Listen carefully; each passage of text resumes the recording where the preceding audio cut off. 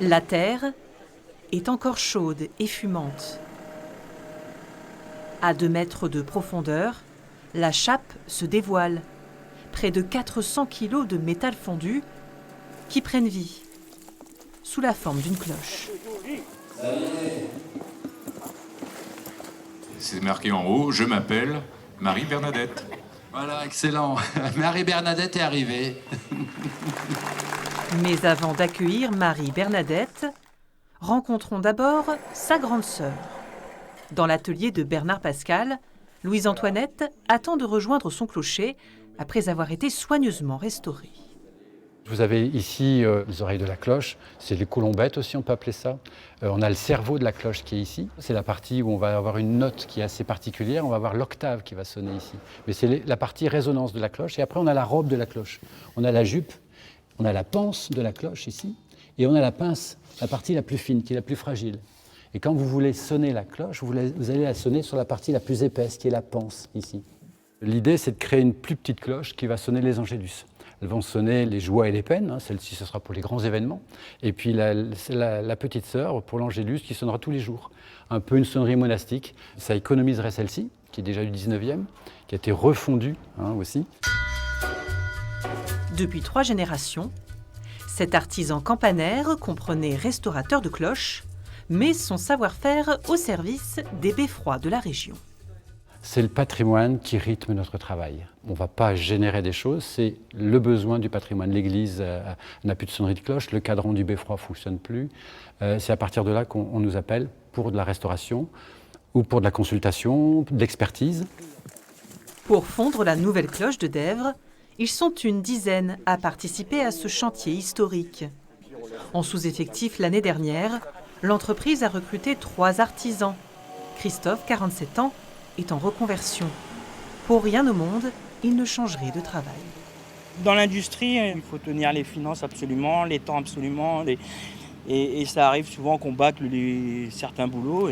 Et dans le patrimoine, on privilégie la qualité sur la quantité, et on a le temps de faire les choses et de les faire correctement. C'est ce qui fait qu'on retrouve des bâtisses qui ont une nouvelle jeunesse, et très très bien fait.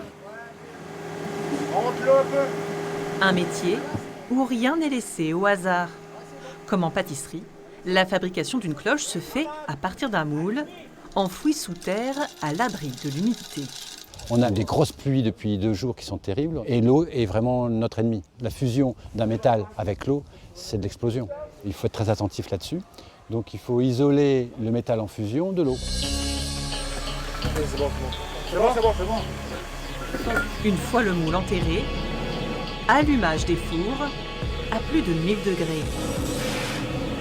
Il faut patienter quelques heures pour parvenir à fondre 600 kg d'airain, un alliage à base de cuivre qui va influencer le son final de la cloche. Il faut une proportion de 70% de cuivre et 22% d'étain, ce qui va donner une résonance à la cloche et qu'elle soit aussi solide. Si on met moins d'étain, elle sera plus solide, mais elle va moins résonner. Si on met plus d'étain, ça va très bien résonner, mais qu'une seule fois, elle va se casser. Et nous venons à toi dans la joie de l'Esprit Saint pour que tu bénisses ce métal. Après la bénédiction du métal, Concentration. la coulée peut enfin commencer. Tout le travail abattu ces dernières semaines repose sur ces 5 minutes décisives. Les fondeurs doivent aller vite et se relayer, car la louche qui sert à verser le liquide incandescent pèse jusqu'à 25 kg et chauffe rapidement. Allez, go! Il n'y a personne avec moi, allez, go! Le moule enfin rempli. Voilà, ça y est, la cloche est enfin coulée. La pression peut retomber. Avec un bon stress. C'est grandiose. Mais avec, comme il disait, un gros coup de stress avec cette explosion, mais c'est magnifique. C'est la première fois que je vois ça. C'est impressionnant, franchement impressionnant. C'est une occasion en fait de voir quelque chose comme ça qu'on ne verra plus. Allez, on peut les applaudir très fort. Toute l'équipe de Christophe, bravo à eux. C'est la grande joie. Là, on redescend, on a l'impression de planer. Qu'on soit croyant ou pas croyant. Et la cloche rassemble. Et quand on va l'entendre, Ça fait partie de notre patrimoine sonore régional. Dans les Hauts-de-France, on a des cloches, des carillons, des choses comme ça. Et ça, c'est du bonheur, quoi.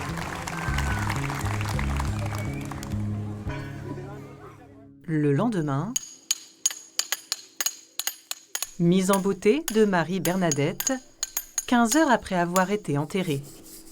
Reste à découvrir comment elle résonne.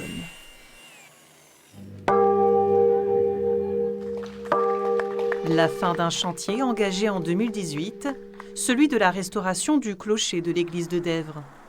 950 000 € de travaux, financés à moitié par l'État, le département et la Fondation du patrimoine. Il y a plus de 150 ans, nos ancêtres ont été capables de restaurer ce bâtiment, sinon ce bâtiment était voué à la ruine. Est-ce qu'on est capable, nous, à notre époque, de faire la même chose ? Donc la réponse est oui. Donc aujourd'hui, on sait qu'avec la restauration du clocher, c'est un bâtiment qui ne disparaîtra pas. Donc elle est sauvée.